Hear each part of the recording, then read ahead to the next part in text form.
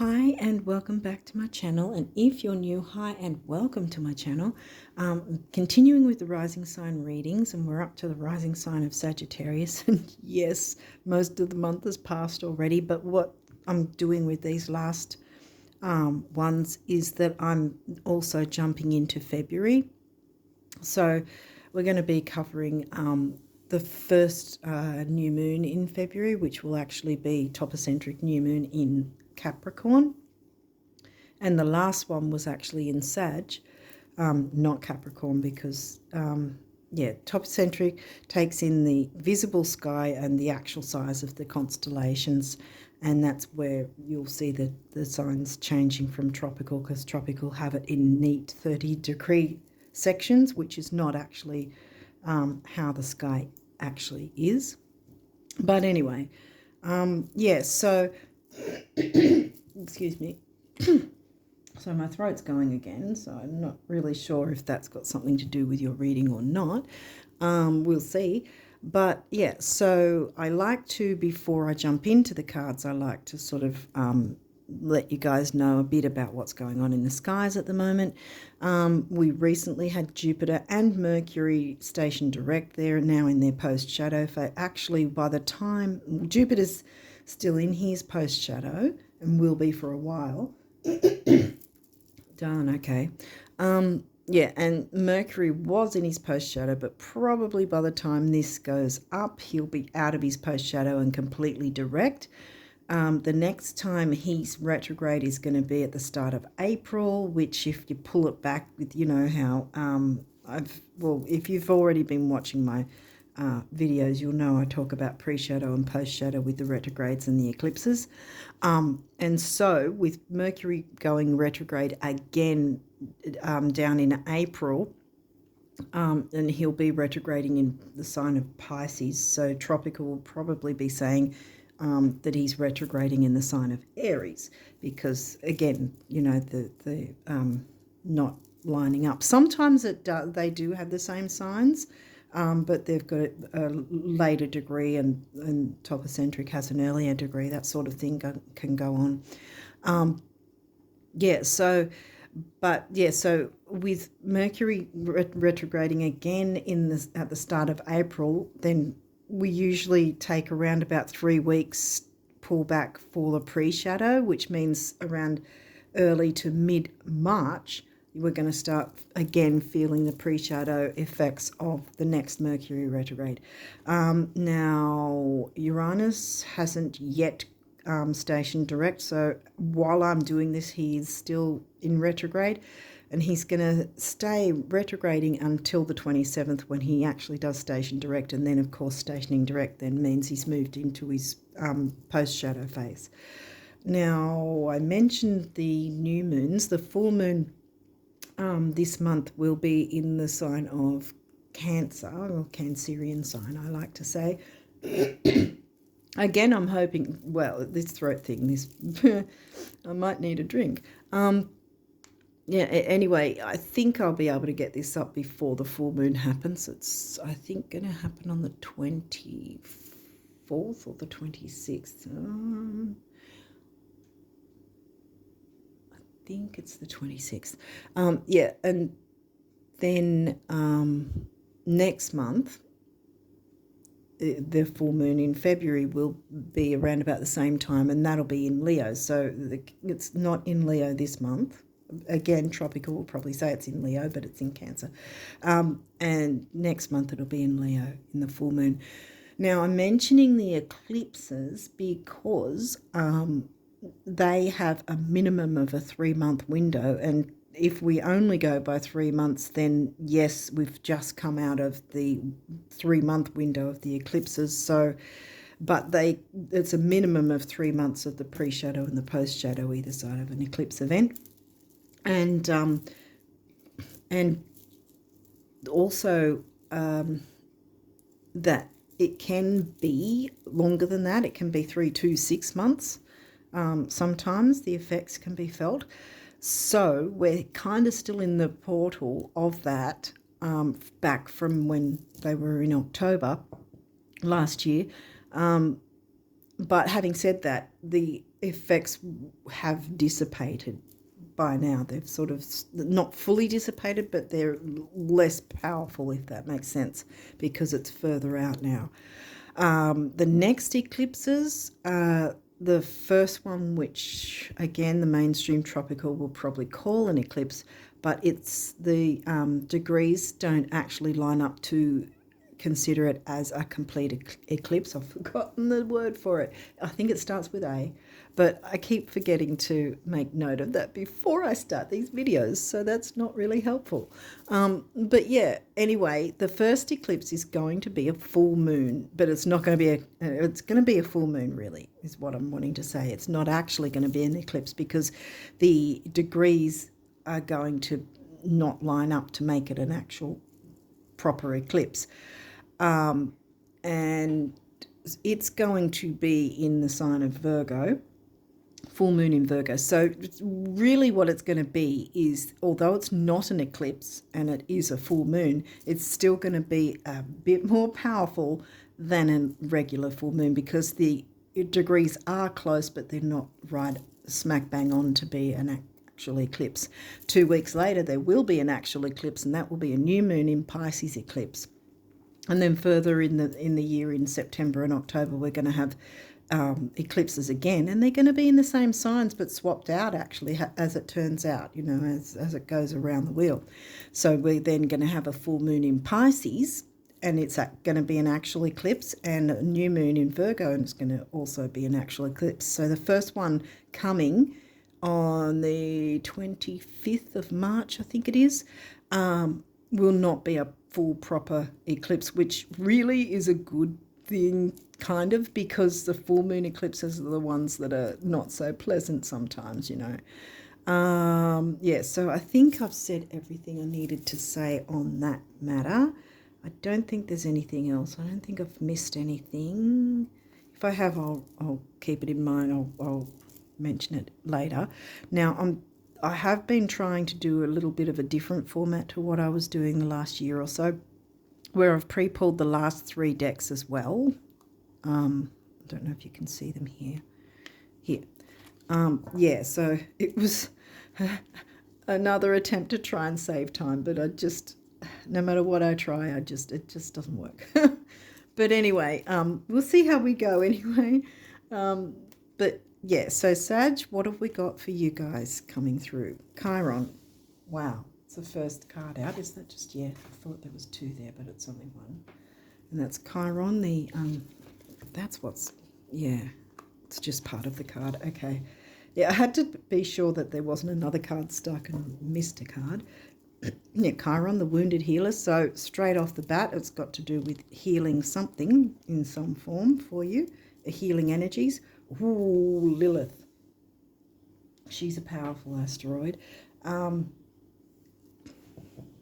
Because Chiron's like a planetoid. He's also known as an asteroid. It depends who wants to say what about that. But yeah, anyway, Lilith, powerful asteroid. She doesn't hold back. You know, she won't take any crap. You know, she'll speak up. 11th house. Okay, your 11th house is in Libra, I think. The 11th house is Aquarian themes, and it's for you covered by the sign of Libra. So relationships and communities and groups and friendships. Pluto. Okay.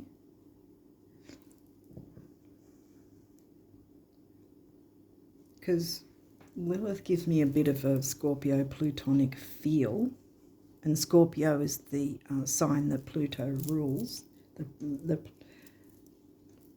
planet ruler of Scorpio. Yeah, I think I know why my throat's going. Some sort of healing needs to be done. And some standing up for yourself, because Lilith stands up for herself. She doesn't sort of bow down and go, oh, I'm just going to put up with this and that's it. No. The sun, it could be your sun sign. Sun's also the ruler of Leo. Where's Leo for you? It's further back. Ninth house Sag themes, yeah. It could be your sun sign. But there's some sort of something, some dynamic or thing that needs to be cleared. And speaking up and standing up for yourself. It's going to be healing. It's got something to do with friendships. I'm guessing friendships, relationships. Friendships are relationships anyway. So what else have we got coming through? Fifth house, Leo themes. See, Leo ruling planet. Leo themes. Where's fifth is Aries. So you've got, oh, wow, yeah. Because, see, this 11th house is an air sign ruled house, right? Because it's Aquarian themes, and it's covered by another air sign of Libra for you. We move across here and we've got a fire house of Leo covered by the sign of another fire sign of Aries.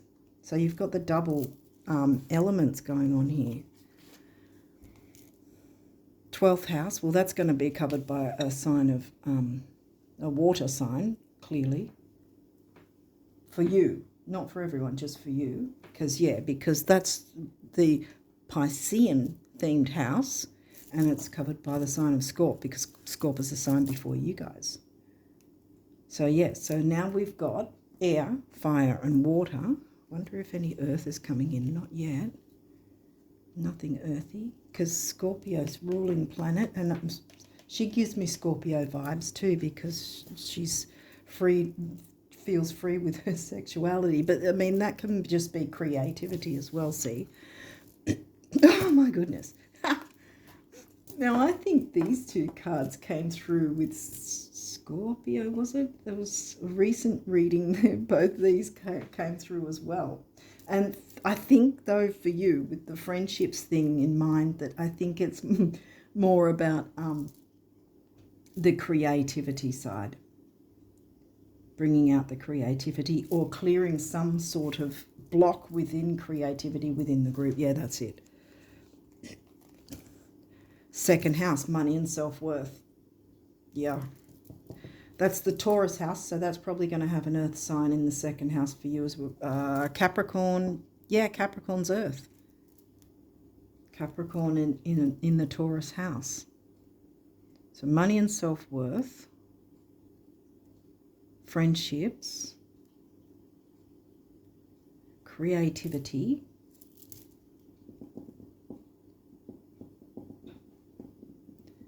and Scorpio's like intense. You've got Scorpio intensity here, you know, bookending the friendship group sort of dynamic. But we started off with the Chiron healing, so something needs to be healed. And it's definitely about creativity. I mean, sexuality is only one side of creativity. But I'm strongly getting the friendships and the groups, that sort of thing going on. That some dynamic needs to be cleared, and you need to speak up, because that was where my throat was going. Still not right. Cancer.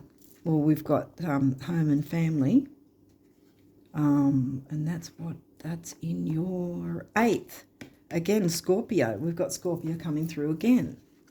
Scorpio sign, Scorpio ruling planet. I always associate Lilith with a sort of scorpionic feel. And then Scorpio house, covered by the sign of Cancer. So, yeah, there's definitely a lot of deep, because there's a lot of different things going on with Scorpio and 8th house. Like there's shared resources, for instance, and there's debts, money and self-worth, debts, credit cards, you know, partnerships, shared things with partnerships, bank accounts, government payments, all that sort of thing jumps into the 8th house. Shared resources. And how can you share a resource if you're only on your own? You share it with others, see? So some sort of shared resource going on within some sort of group dynamic that needs to be fixed up. And this is the perfect time to do it, because there's going to be, as I've been sort of sort of push to say, I guess, that next month, right, not only do we have a new moon happening in the sign of Capricorn, topocentric, and well, then mainstream are probably going to say it's in Aquarius when it's in Capricorn. But anyway, we've got a new moon in Capricorn, and on that very same day is the year of the dragon, the Chinese year of the dragon. And the Chinese, feel that the dragon is a very auspicious, lucky animal sign to have, as well as the fact that this particular year comes to an 8, and the Chinese actually believe that the number 8 is a very lucky, auspicious number. So you've got all that happening next month. And so clearing up this dynamic now is going to put you in good stead, and whoever else you're communicating or sharing resources with, it's going to set you up so that you can jump in and take advantage of not just a regular new moon, but the year of the dragon, which I feel like there's going to be a whole lot of different energy coming up, because I know this past Mercury retrograde really threw me for a loop, because that's why I've been so sort of stop-start with everything. I just haven't been able to be as organised as I like to be, and that's an issue for me since I have a lot of Virgo. It's like I'm completely the opposite of what I want to be doing, with everything all over the place, not being organised. But that was because I was being hit by Mercury retrograde. And the reason I'm saying that is with the Mercury retrograde post-shadow, I've noticed with some people as well as myself that there's been that difficulty to get motivated, and there's been stops and starts. It's just been a difficult time to get things going the right way, kind of thing. Things not really going according to plan, which can happen a lot with Mercury retrograde. It doesn't happen with everyone all the time, but it can happen with a lot of people. And I feel like the energies are going to change quite dramatically next month once we hit Year of the Dragon and that new moon in Cap. It's going to be a different energy moving forward that is going to be very helpful. And we want to be jumping into all that energy as well at the first half of the year, because later on in the year, that's when Mars decides to go retrograde yet again, like he did a couple of years back nearly, or a year and a half.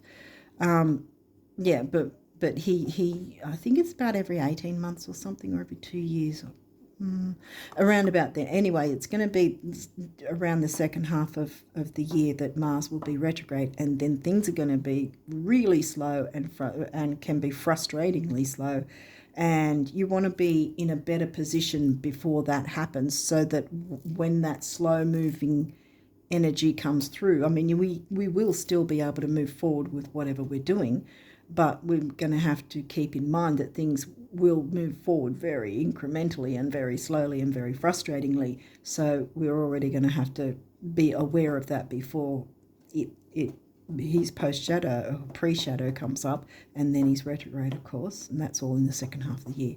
So yeah, the reason I say all that is get this dynamic sorted out now so that you can move forward with whatever you're wanting to do and have success already in the bag, so that it's not going to affect you so negatively, because if we don't do the work ahead of time, it's going to feel like it's negatively affecting us, and it's going to be more difficult to deal with.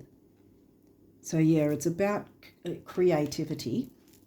See, there's a lot of Leo here as well, and because of the friendships thing, it's definitely about a friendship group, community kind of dynamic. Okay, so we've got Cancer. This energy is emotional, sensitive, caring and loving. It may concern family, a mother or a child.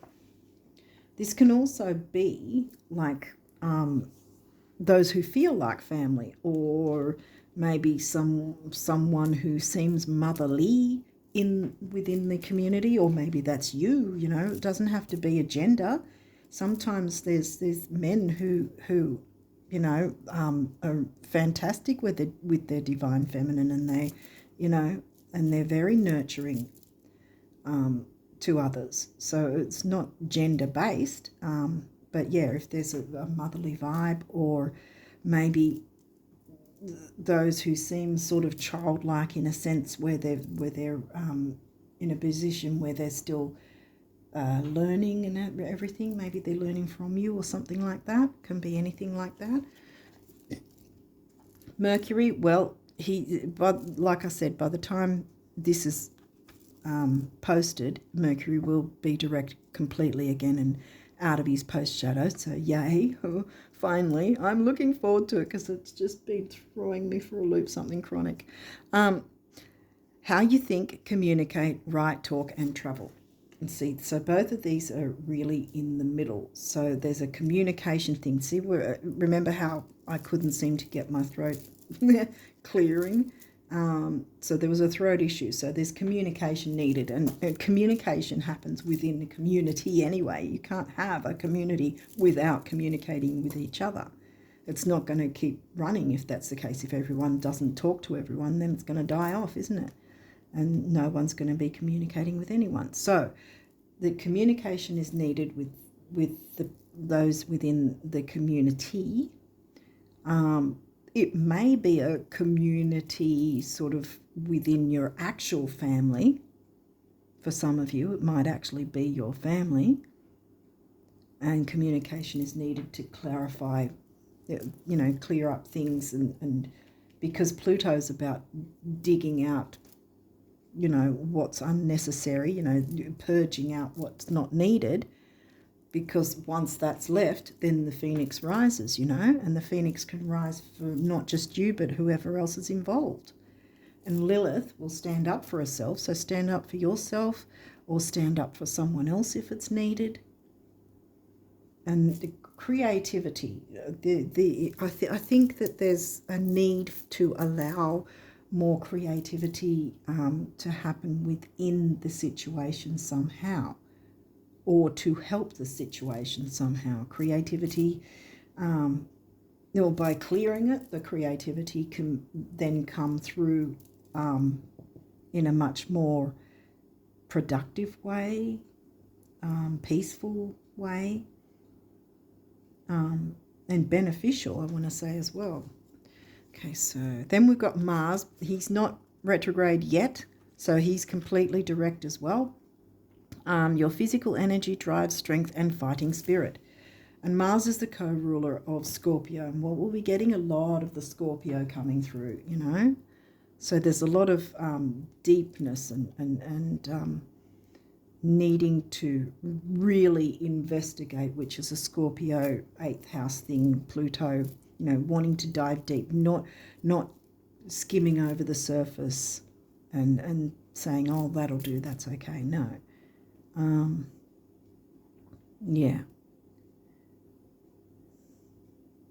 Yeah. By doing this, it's going to clear things up and get you all on the same page and everything working a lot better for you. Okay, for all of you involved. Okay, what's next? Mercury's come back again. Communication, there you go. Communication definitely needed. Communicating your creativity. Taurus, remember the money and self-worth, the bombshell, be the bombshell. Don't be afraid to speak up. See, the bombshell. Lilith, she's not afraid to speak up and be the bombshell. 7th house, relating. Well, here we go with the Libra. Remember how we had Libra in the 11th. Now we've got 7th house, which is actually your descendant, which is Gemini, which is ruled by Mercury. Because Virgo and Gemini are ruled by both ruled by the same planet, Mercury. So that's your descendant. Because on one side is your ascendant, on the other side is your descendant. Your descendant is Gemini. So there's definitely, you've got to tap into your descendant, because that's what we all have to do anyway over our lifetime, is balance our ascendant and descendant, the same as the MC work life with the IC home life, balance of the opposites. Trine, see, here we go. We've got easygoing energy. Trine, flow. Let it flow. Even though Scorpio, Pluto, even Lilith energies can be intense in the 8th house. We've got the 8th house as well. Although that can be intense, it's showing there's going to be easygoing energy happening here. But you all have to dig in and investigate what needs changing, what needs improving, what needs to be added in. Maybe something new needs to come in or be done in a new way somehow. Because of this trine, which is an aspect, it's pretty much telling me that it's not something heavy duty, but it's going to be healing all round for everyone involved. 2nd house, well, we got that again, didn't we? The 2nd house happened before. And that's in Capricorn again. Yeah, I think that's also why I was reiterating the Capricorn new moon, and on the actual exact same day, Chinese Year of the Dragon. And here we've got Capricorn coming through twice. So I think that Capricorn new moon is going to be very important for you guys. And I think that then you can tap into those energies. Once you've cleared this dynamic, you can tap into those energies and really soar forward. Okay, these may have reversals. We will run through them, walk through them, whatever. If they do, we've got one straight away. Chiron. Well, until you clear, or until you make the move to open the communication to clear this dynamic, the healing can't happen until that happens. But I'm going to turn that around because I think that you will. And there we go again, descendant initiation. And there you've got your communication. See what I mean? So both of these were in reverse because it hasn't yet happened. You haven't actually maybe had the opportunity, or maybe you've sort of been a bit concerned about how to go about dealing with the dynamic. But you've got your trine here, which is a supportive energy. You know, with the aspect, it's a supportive energy saying it's okay, you can go ahead with this. Saturn, well, Saturn's upright, structure, you can get structure and stability here again. I will turn those around again, both of them together, because, like I said, I feel that you know what this is about, so you can clear the energies, and they can both turn around, because you're going to tap into your descendant, which is Gemini, ruled by Mercury. So there's communication's going to happen. Bam, I'll do it now. And then that will move to healing, which we've opened up with. Healing was needed. Healing energies can come through. What's this? Well, this makes sense too, because right now you're feeling debilitated and feeling discomfort with that situation. It might not just be you feeling that way either. So this needs to be something that is dealt with, because it's going to be beneficial to everyone, including you. And so again, I'm going to turn this around, because this is the type of card you want in reverse. Debilitated. So I'm going to turn that in reverse, because you know what to do now in order to get these guys turning their right ways to your favor. Okay, so now what is your numerology? Follow your dreams. Well, that's a good start, isn't it? 8, money and stability. 8 year, Chinese dragon, 10th of February, you know the drill. Get this sorted out before the 10th of February, so that then you can jump into the Year of the Dragon dynamic, really lucky positive energy, as well as the Capricorn new moon. You know, it's not, how do I put it? It's not a coincidence that the two of them are lined up the way they are right now this year. So make use of those energies that are powerful together. 5 is freedom. 8 and 5 is 4, the number of the builder.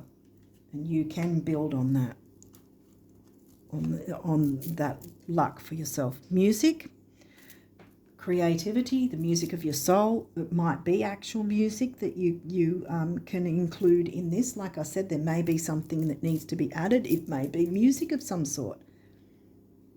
Or listen to the music of your soul and follow your dreams. Clear up this dynamic so it's not a ball and chain holding you back. And then you can follow your dreams and jump into that really powerful energy next month. So I didn't do the colours. Turquoise is always a healing colour, and the turquoise crystal is a crystal for healing. And this is the heart chakra colour. And then we've got the orange sacral chakra, which is about emotions, creativity, can be sexuality, but it's also about relationships and it's about healing, which we've been talking about, both of them. And yellow is the solar plexus, personal power, ambition, remember, second house with Cap, and self-worth. Money and self-worth was second house as well. And three, I keep forgetting things, sorry. 3, action, activity, and communication. Again, communication, Mercury. Gemini, remember your descendant. And 2, relationship number. 3 and 2 comes to a 5. There we've got freedom again. So we can have freedom all round, not just, you, but those, you can be free within the group, you can feel freedom within the group. And then this one says perseverance. Yes, persevere, get this sorted, and then you're going to be in the perfect position to then jump into it. Green is another heart chakra colour, so heart's involved, and it doesn't have to be in a romantic sense. It can just be, putting your heart into things, the music of your soul, that sort of thing as well. 4, the number of the builder again. We started with this deck with 4, and there's 4 again. 8 and 5 is 4. Okay, so now we're up to what abundance messages you guys have for the rest of January and let's say the first half of February. I will be doing another reading for February, and I guarantee it's going to be a whole lot sooner than this. Anyway, have you wondered if, when you just close your eyes, take a few minutes and redirect your thinking, the monsters might shrink, the grins might grow, and the floodgates might begin trembling again? Try it, except when driving. The universe. Yeah.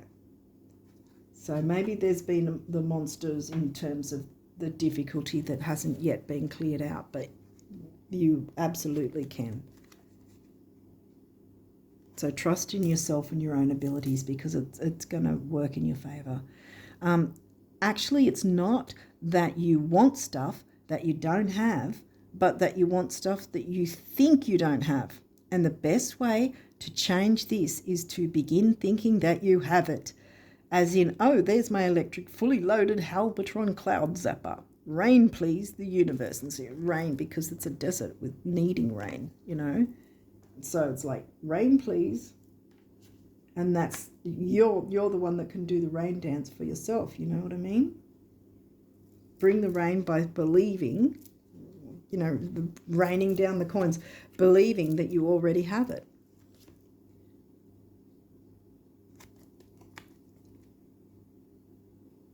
Okay. Something wonderful is happening for you right now from me, the universe. Boom. Ha. There you go. There's your confirmation.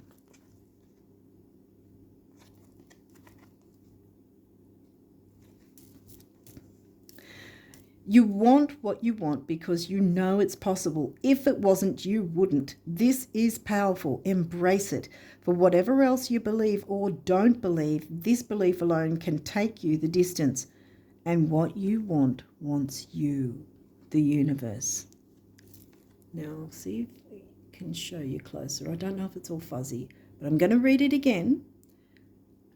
And what you want wants you. So jump into it. Get this dynamic sorted. It's not going to be a big drama. You're easygoing, Sag, so you're not going to make drama anyway. But then you will be in the perfect position to take take hold of those really dynamic, powerful energies of that next new moon in Capricorn that coincides with the year of the dragon, because it's going to be dynamic and powerful, and it's going to set up the rest of the year in terms of luck and all that sort of thing. So you want to clear this straight up as fast as possible, really, in the most peaceful possible way, of course. But yeah, you want to get these energies sorted before that new moon happens, and then jump into those dynamic energies from there on. And you'll be glad you did. I want to say you'll be glad you did, because you've already got that out of the way and you can just plow forward. Now, you only got one of these, so let's see what happened. Balance. Wow. Difference is a necessary part of human evolution, and everything in life is comprised of opposites, which together make life whole.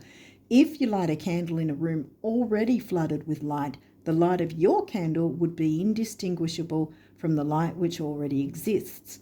Both. Wow, both. There's more than one person that you're dealing with. Because of darkness, we are able to perceive light. Both are necessary. I'll say both here too. Both are necessary. So yes, there's been darkness. You know, I turned this around because debilitated is how it's been, and you needed to jump into the healing. And to do that, you need to jump into your descendant, which is Mercury ruled Gemini. So communication is the key to this, getting this dynamic cleared. And you want to, yeah, I think I've pretty much covered what you need to know, kind of thing. But yeah, you need to jump into this energy. Lilith and Eris and Chiron and Pluto are all supporting this, to fix this dynamic, clear it up so it can get moving in the best, most positive possible way. Then, like I said, there might be some sort of addition, could have something to do with music, could need music, or like I said earlier, it could be just following the music of your soul so you can follow your dreams. So clear the dynamic so that when we jump into February the 10th, bam, you know, forward movement from then on. Yeah. Okay, so on that note, I'm going to wish you all the best of luck with this. And until next time, bye for now.